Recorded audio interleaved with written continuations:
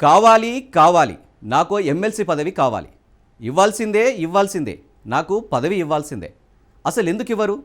ఉన్నోళ్ళు జంపైనోళ్ళు అందరికి ఇస్తున్నారు, మరి నాకెందుకు ఇవ్వరు? పార్టీని అంటిపెట్టుకొని వేలాడుతున్న నాకు ఒక ఎమ్మెల్సీ ఇవ్వలేరా? ఏం చెప్తున్నా అనుకుంటున్నారా? ఇది నా తీరు కాదండోయ్, ఆ సీనియర్ కాంగ్రెస్ నేతల వరుస. ఇంతకీ ఎవరా నాయకుడు? అంత గట్టిగా సీట్ డిమాండ్ చేయడం వెనుకున్న కారణమేంటి?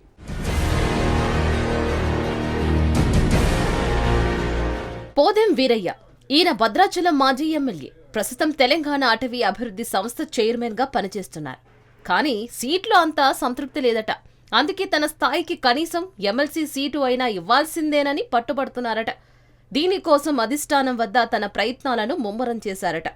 కాగా ఈ 2023 అసెంబ్లీ ఎన్నికల్లో భద్రాచలం నుంచి పోటీ చేసి ఓడిపోయారు. ఇప్పుడు ఎమ్మెల్సీ నోటిఫికేషన్ రావడంతో టార్గెట్ ఎమ్మెల్సీ సీటేనని అంటున్నారు.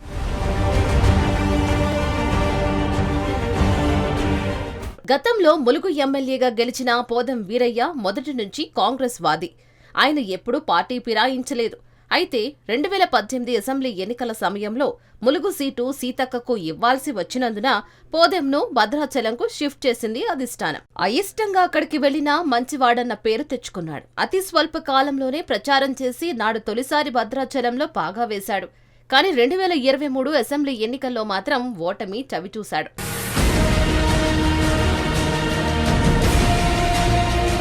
మొన్నటి ఎన్నికల్లో తన అనుకున్న వారే మోసం చేయడంతో పోదెం వీరయ్య ఓడిపోయారు అన్న అభిప్రాయం ఉంది నియోజకవర్గంలో. దీంతో తాను పార్టీ కోసం ఎంతో చేశానని, అందుకే ఎమ్మెల్సీ పదవి ఇవ్వాలని అధిష్టానానికి విజ్ఞప్తి చేశారట. అడిగింది ఇవ్వలేదు గాని కార్పొరేషన్ చైర్మన్ పదవి దక్కింది. అదే సమయంలో భద్రాచలం నుంచి గెలిచిన బీఆర్ఎస్ ఎమ్మెల్యే తెల్లం వెంకట్రావు వెంటనే కాంగ్రెస్ లో చేరిపోయారు. తెల్లం వెంకట్రావు పొంగులేటి వర్గంగా, పోదెం వీరయ్య బట్టి విక్రమార్క వర్గంగా ప్రచారం ఉంది. ఈ పరిస్థితుల్లో మళ్లీ ఇప్పుడు ఎమ్మెల్యే కోటా కింద ఎమ్మెల్సీ ఎన్నికల నోటిఫికేషన్ రావడంతో మరోసారి పోదెం ఆశలు చిగురించాయట.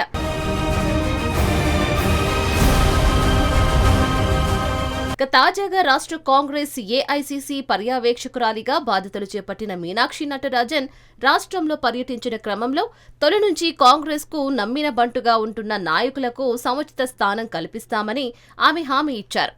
దీంతో కాంగ్రెస్ సీనియర్ నాయకుల్లో ఆశలు రేకెత్తుతున్నాయి.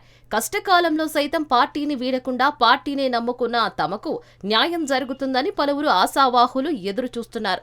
గత బీఆర్ఎస్ ప్రభుత్వ హయాంలో ప్రతిపక్ష ఎమ్మెల్యేలను ప్రలోభాలకు గురిచేసి పార్టీలో చేర్చుకుంటున్న క్రమంలో తనకు డబ్బు ఆశ చూపిన కాంగ్రెస్ పార్టీలో నిక్కార్సైన నాయకుడిగా 3 రంగుల జెండానే నమ్ముకున్నానని ఇప్పటికే పలుమార్లు పోదెం వీరయ్య స్పష్టం చేశారు. అధ్యక్షుడితో పాటు సీఎంకు లేఖను సైతం రాసి తనకు న్యాయం చేయాలంటూ కోరారు.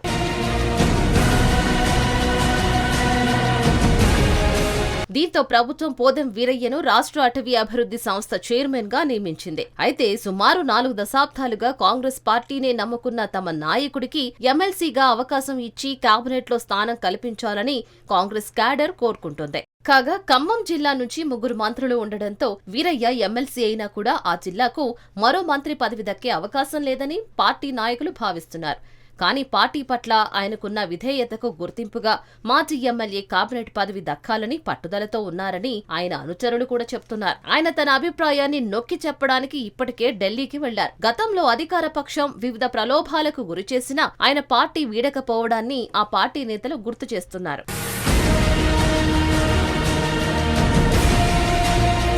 అయితే ఇప్పుడు జిల్లాల్లో ఉన్న కుల సమీకరణాలు, కొత్త రాజకీయాల్లో ఆయనకు పదవి దక్కుతుందా అన్నది అనుమానమేనన్న విశ్లేషణలు పెరుగుతున్నాయి. కానీ పార్టీ కోసమే ప్రలోభాలకు లొంగకుండా ఉన్నానని, ఈసారి నాకు కావాల్సిందేనని పట్టుదలగా ఉన్నారట ఆయన. మరి ఇప్పటికే ఎమ్మెల్సీ పదవి కోసం ఢిల్లీ వెళ్లి వచ్చారట. మొదటి నుంచి పార్టీకి విధేయుడిగా ఉన్న తనకు ఈసారి ఎమ్మెల్సీ ఇవ్వాలని పోదెం వీరయ్య కోరుతున్నారు. ఈ క్రమంలో తనను మండలికి పంపి మంత్రిని చెయ్యాలని హైకమాండ్ కు లేఖ రాశారు. 33 ఏళ్లుగా పార్టీలో విశ్వాసంగా ఉన్నానంటూ తన రాజకీయ ప్రస్థానం మొత్తాన్ని పోదెం వీరయ్య లేఖలో వివరించారు. మరి ఈ పరిస్థితుల్లో జిల్లా నుంచి ఇవ్వాల్సి వస్తే ఎవరికి ఇస్తారన్నది ఆసక్తికరంగా మారింది.